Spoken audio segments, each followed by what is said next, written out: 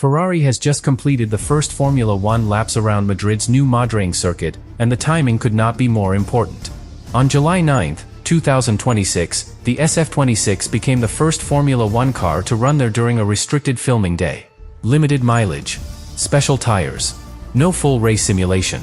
But Ferrari still walked away with something every rival wanted: real track data, real driver feedback, and the first chance to compare the Madrid simulation with what the car actually did on the asphalt. This happened only days after Lewis Hamilton said his magic disappeared at the British Grand Prix because of a setup miscue. Now Spa is next. And Ferrari may have just discovered whether the SF-26 has genuine repeatable speed, or another narrow performance window that can disappear after one wrong adjustment. Because the most important result from Madrid was not the lap time. It was the hidden difference between what Ferrari predicted and what the car delivered. And that difference could completely change Hamilton and Leclerc's weekend before Spa. Subscribe to the channel.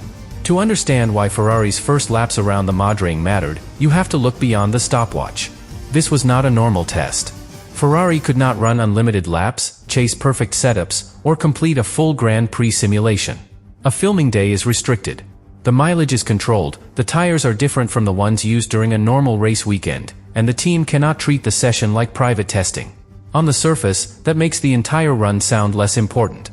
But underneath, Ferrari had an opportunity no other Formula One team had. It was the first team to place a modern Formula One car on the Madrid.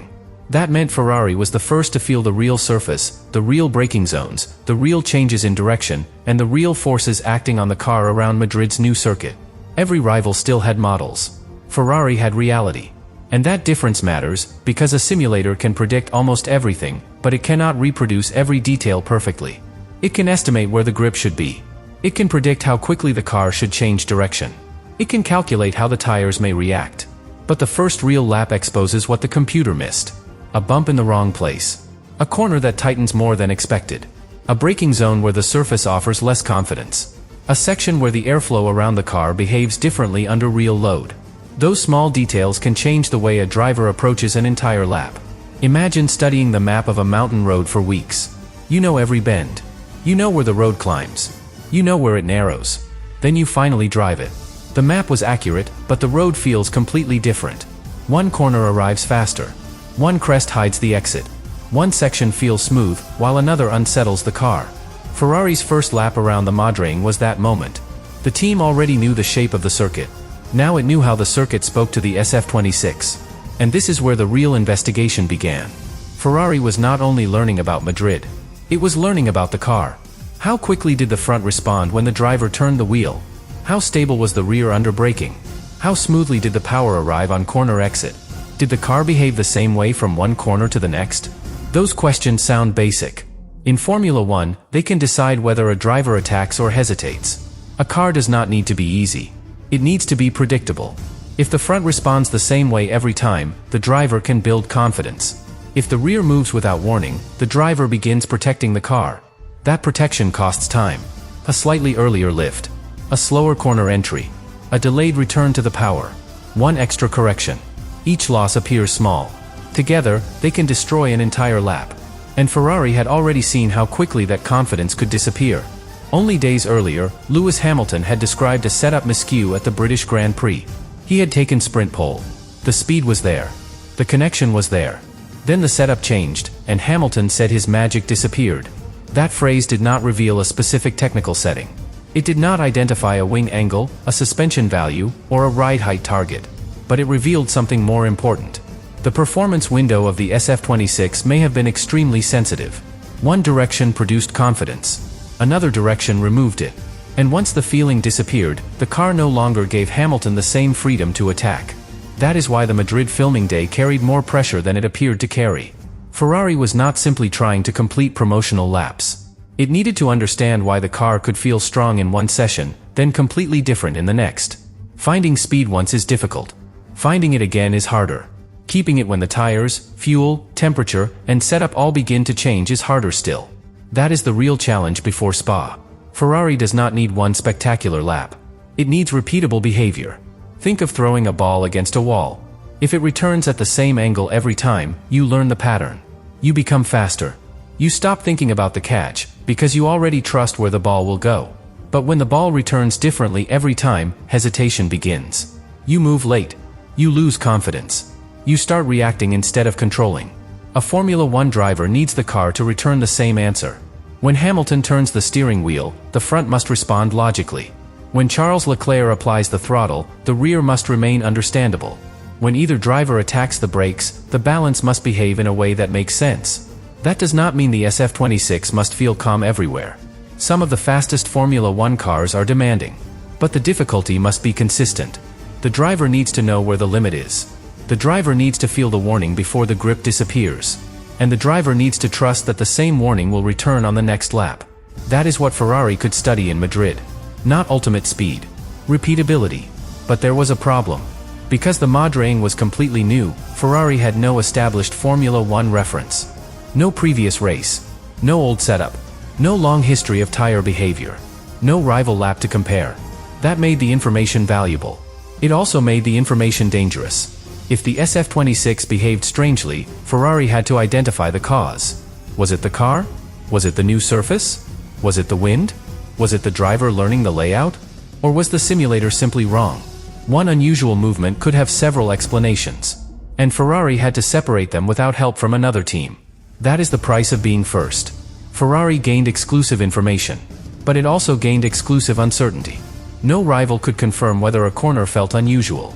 No other Formula One car had completed the same lap under comparable conditions. Ferrari was learning alone. And that is why one fast-looking lap would not be enough. The engineers needed patterns. Did the same behavior appear again? Did the car respond predictably after a setup change? Did the driver report the same feeling more than once? Did the sensor data support what the driver felt? Repeated behavior turns suspicion into evidence. And evidence is what Ferrari needed before Spa. Because Spa will not allow the team to guess. The circuit demands a clear setup direction. Ferrari must choose how much straight-line speed it wants. How much cornering grip it is willing to protect. How stable the rear needs to feel. How sharp the front response should be. Every choice gives something. Every choice takes something away.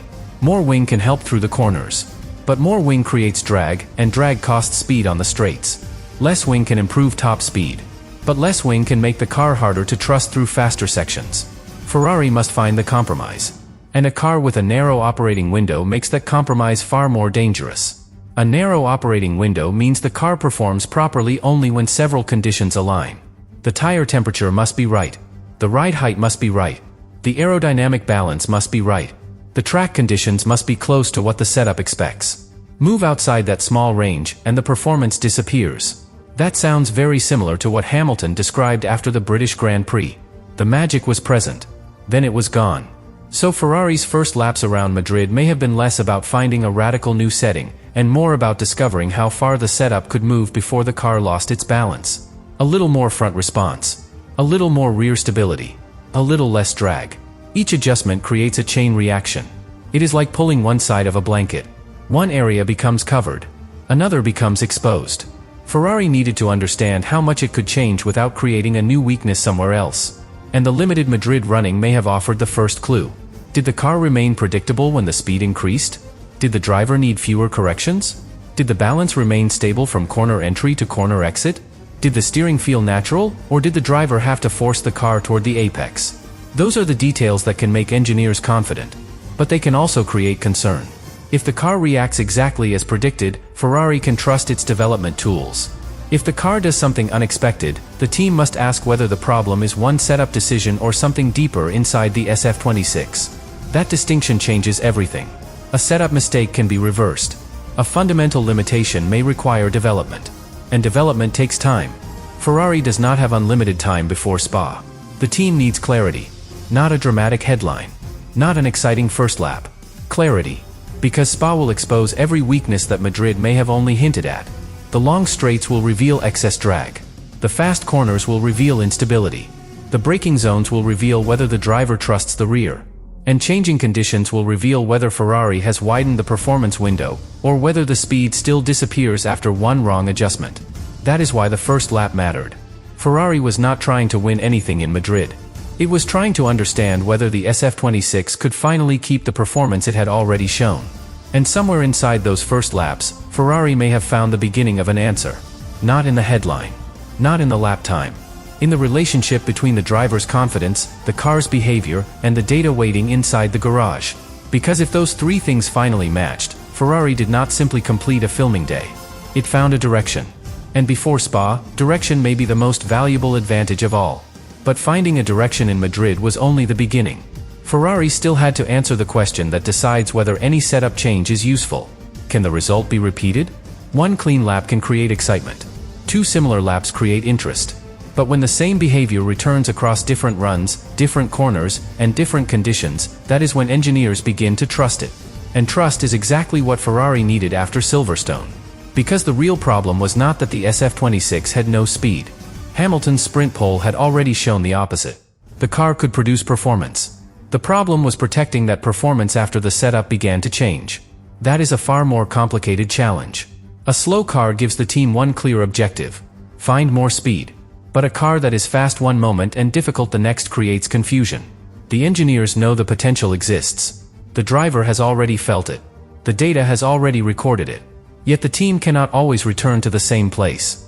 That can become one of the most frustrating situations in Formula 1. It is like finding the perfect temperature in a shower, then losing it every time you touch the control. Move slightly one way, and the water becomes too hot. Move slightly the other way, and it becomes too cold. The correct position exists, but the usable range around it is tiny. Ferrari could be facing a similar problem with the SF-26. The ideal balance may exist.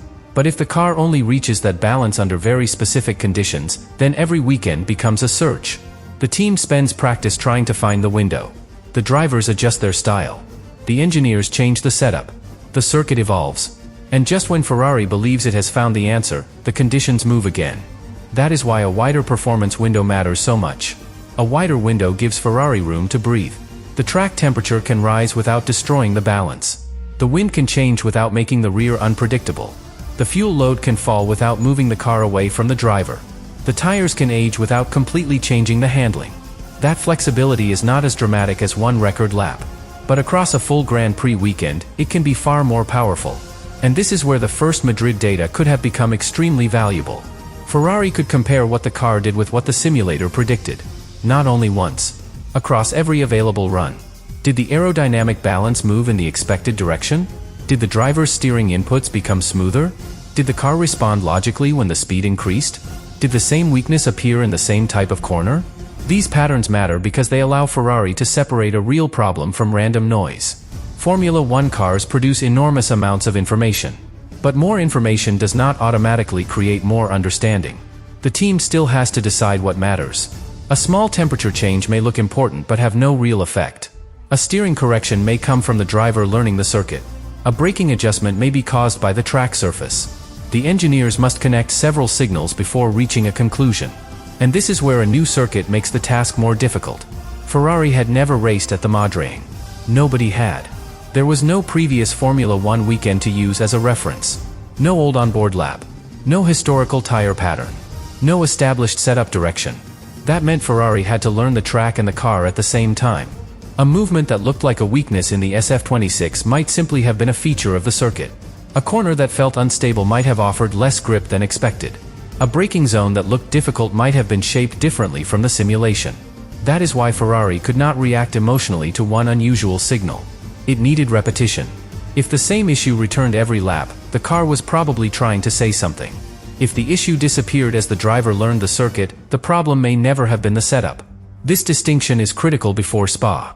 Ferrari cannot arrive there chasing a problem that does not exist. And it cannot ignore a real weakness because Madrid provided an incomplete picture. The team has to carry the right lesson forward. That is the pressure behind every engineering decision now. Should Ferrari preserve the setup direction that produced Hamilton's sprint pole? Should it move toward a safer balance? Should it accept slightly less peak performance in exchange for greater stability? Or should it remain aggressive, knowing that Spa rewards commitment and punishes caution? There is no perfect answer. Every setup contains a trade-off. A stronger front end may help the driver attack corner entry.